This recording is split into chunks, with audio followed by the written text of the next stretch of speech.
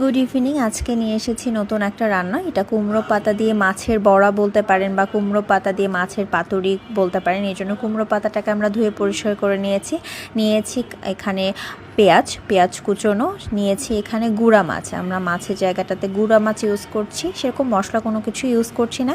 লবণ ইউজ করছি, সাথে আমরা শুকনো মরিচ আর হলুদ, এটা আর তেলটা দিয়ে আমাদের এই রান্নাটা পুরোটা কমপ্লিট হবে। হ্যাঁ, সেই জন্য আমরা যে পাতাটা রেখেছিলাম সেখানে আমরা এপিট ওপিট লবণটা মাখিয়ে নিব। লবণটা যখন মাখানো হবে, এটা আপনারা স্বাদ মতো লবণটা দিবেন। মাখানোর পরে দেখবেন এখান থেকে জল ঝরছে, জলটা আমরা একদম চিপে শুকনো করে নিচ্ছি। পাতাটা শুকনো করে নেওয়ার পরে এরপরে আমরা মশলাটা মাখিয়ে নিব।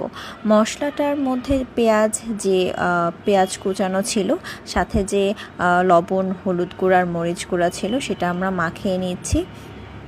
সাথে আপনারা এখানে চাইলে তেলটাও নিয়ে নিতে পারেন একসাথে। আমরা তেলটা পরে ইউজ করেছি। যেমন পেঁয়াজটা মাখিয়ে নিয়ে তারপরে মাছটা আমরা দিয়ে দিয়েছি। এই যে মাছটা দিচ্ছি, দেওয়ার পরে এটাকে আবার সুন্দর করে মাখিয়ে নিয়ে আমরা এটার মধ্যে তেলটা অ্যাড করছি। পুরো রান্নাটা আসলে সরিষার তেলেই হবে। যে কোনো পাতুরি বলেন বা বড়া বলেন, এগুলোতে সরিষার তেলে মজা হয়।